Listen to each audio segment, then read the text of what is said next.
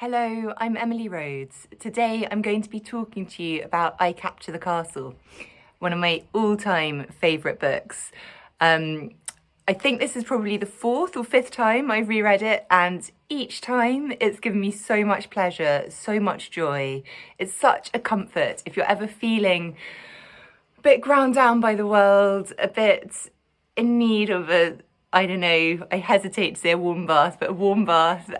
This is a great book for you. And this time I actually followed Cassandra's advice, and it inspired me to try cherry brandy, which is ridiculously delicious. I didn't drink all of that, by the way. That was shared with members of the Walking Book group when we walked on Hampstead Heath. It warmed our cockles on a cold January day. So yes, I hope you've read this book too. If you have, I'd love to hear what you think about it. I'm going to begin straight away with reading out a passage that, for me, really exemplifies why Cassandra, who is the narrator of this book, is such a wonderful character. And I have to say, some members of the book club did have issues with this book a little bit. But we all liked Cassandra and warmed to her, and we all agreed that her voice is so powerful and lingering, and Dodie Smith has really created this this being that lives beyond the pages of the book, I think. So the whole book is told from Cassandra's perspective. This is a passage where she has gone to the sort of local grand house, which has just been inherited by some rich Americans. They've had this sort of grand dinner. Cassandra's very impoverished, and so is her family, although they're very posh but very poor, which was felt like a bit of an oxymoron in some ways, but it led to great discussion on the Heath. Anyway, I'm going to read this bit out. In this edition, it's page 144. The person who begins this is Mrs. Fox Cotton, who's this quite sort of alarmingly powerful woman. "Did you know there's a picture here with a look of you?" she told him, that's Simon Cotton, and put her arm through his and marched him along the gallery. "Oh, I noticed that," I said. Rose and Neil and I walked after them, which I bet didn't please Mrs. F.C. at all. It was one of the earliest pictures, Elizabethan, I think. There was a small white ruff at the top of the man's high collar. It was just a head and shoulders against a dark background. "Oh, it's probably only the beard that's like," said Simon. "No, the eyes," said Mrs. Fox Cotton. "The eyebrows mostly," I said.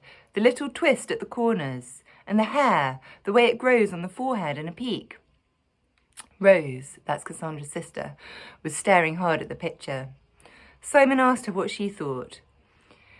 She turned and looked at him intently. She seemed to be taking in his features one by one. Yet when she finally answered, she only said, "Oh, a little like, perhaps," rather vaguely. I had a feeling that she had been thinking about something quite different from the picture, something to do with Simon himself, and had come back from a very long way to find us all waiting for her answer. We strolled back to the others. Topaz and Aubrey Fox Cotton were looking at pictures too. They were with the 18th century Cottons. "I've got it," he said suddenly to Topaz. "You're really a Blake, isn't she, Leda?" Mrs. F.C. seemed to take a mild interest in this. She gave Topaz a long, appraising stare and said, "Yes, if she had more flesh on her bones." "Rose is a Romney," said Simon. "She's quite a bit like Lady Hamilton." It's the first time I had heard him use her Christian name. "And Cassandra's a Reynolds, of course, the little girl with the mousetrap." "I'm not," I said indignantly. "I hate that picture. The mouse is terrified, the cat's hungry, and the girl's a cruel little beast. I refuse to be her." "Ah, but you'd let the mouse out of the trap and find a nice dead sardine for the cat," said Simon. I began to like him a little better. The others were busy thinking of a painter for Mrs. Fox Cotton. They finally decided on a surrealist named Dodie. "With snakes coming out of her ears," said Mr. Fox Cotton. I haven't the faintest idea what surrealism is, but I can easily imagine snakes in Mrs. F.C.'s ears, and I certainly shouldn't blame them for coming out. So you can see straight away, it's quite funny. She's she writes with this just lovely voice. But okay, to be a bit more specific, I think we see here Cassandra notices things really clearly. You know, when it comes to the picture, you know, first of all, she's noticed the picture. She realises it's not the beardly eyes, it's the eyebrows, and very specifically the little twist at the corners and the hair, the way it grows on the forehead and a peak. So she's really observant, which is good because, you know, she's essentially writing the book. It's all told through her writing her diaries. She also notices it's the first time Simon uses Rose's Christian name. She gets a sort of bad feeling of Mrs. FC. And I mean, the comment about Dodie and the snakes in her ears is just priceless. But also, brilliantly, when they say, you know, Cassandra's a Reynolds, the little girl with the mousetrap, which, by the way, is the most hideous picture, if you look it up. She says, no, I'm not. She refuses to be seen by other people in a way she doesn't want to. She does the seeing. She doesn't let them sort of pigeonhole her or see her in a different way. She says, no, I'm not. You know, she's refuses it. And, you know, if we think of this book as a whole, the situation that Cassandra and her family, you know, her older sister Rose, who's very beautiful, her father Mortmain, who's a sort of nightmare. We didn't actually talk about him that much on the walk, but at the end, one of the walkers said, oh, I wish we'd talk about the father. He's clearly a schizophrenic. He's this writer who's written this great sort of modernist work, but got sent to prison for 3 months, I think, for threatening his wife with a cake knife. And since he's come out, has done absolutely nothing. He's a total waste of space. He just sort of sits in the turret, occasionally emerges wanting a biscuit, and doesn't provide for his family at all. Really sadly, the mother is dead. And there's this stepmother, Topaz, who we love. We all love Topaz. And we were so glad that Dodie Smith went against convention and gave us this brilliant portrait of a good stepmother. You know, you never see good stepmothers, but, you know, all stepmothers out there, read this book to find, like, a great role model. Sorry, just had to turn off the low power mode. So, Cassandra is in this situation where she's living in intense poverty. She kind of can't get out of it. There's this moment at the beginning where they have a meeting, Rose, Cassandra, the librarian, and they realise that they have absolutely no way of earning any money. They're sort of trapped in this poverty. And, you know, Cassandra doesn't just take it lying down. She refuses this situation. She decides to write and tell us the story. And she's so keen on the eye, you know, both the eye as in what she sees and the I as in the person, the self, like I captured the castle. You know, this is Cassandra's portrait of the castle and the people in it.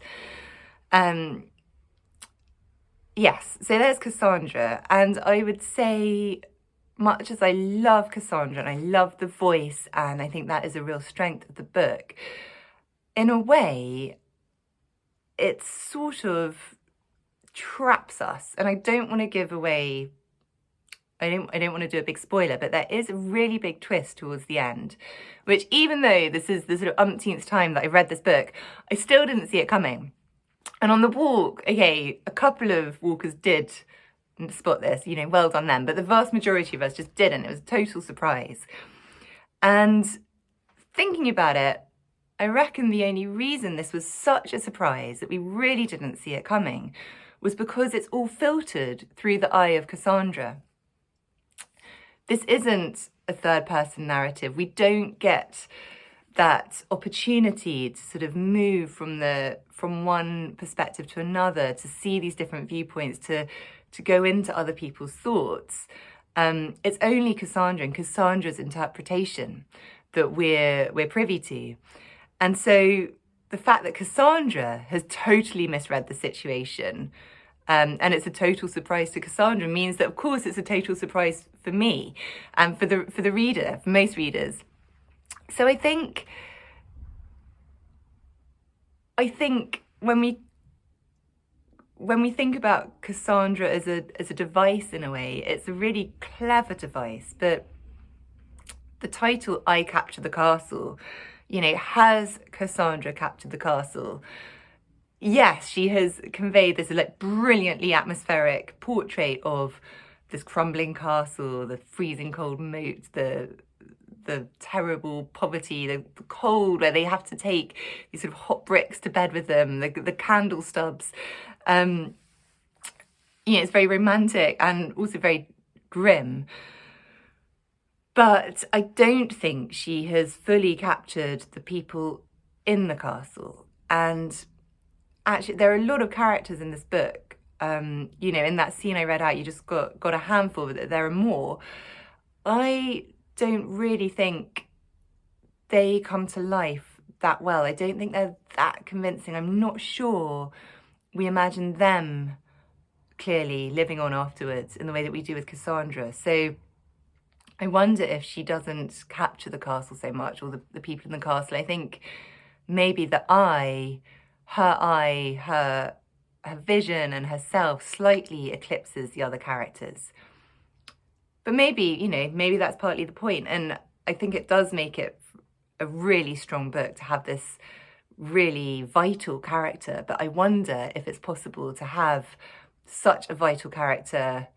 I wonder if by having such a vital character, the other characters slightly have to fade to grey a little bit.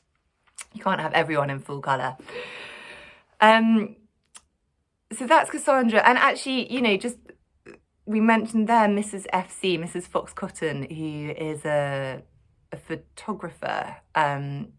She's seen as this very powerful, slightly alarming woman. One of the walkers pointed out that she is another woman who also has an eye and a vision, and perhaps the fact that her view of things, her artistic perspective is so different and sort of competes with Cassandra so much. Maybe that's why Cassandra takes against her so much. She kind of smells the danger on her. She doesn't like this competitive viewpoint, and she kind of can't handle it. So yeah, really interesting book when you really think about the I in it and the strength of a single viewpoint. There's so much in this book, and actually, you know, it's often placed in the teen section of bookshops. It's often slightly written off as a young adult kind of comfort read. It's slightly looked down on, but honestly, there is so much in here from a psychological perspective, from a kind of historical perspective, from a literary perspective. There are references to, you know, Jane Austen, James Joyce. You know, we came to the end of our walk and there was still so much that we hadn't covered. It's a great book. I really recommend it. I would love to know your thoughts on it if you've read it. And yeah, I look forward to reading the February book with you next. Thank you.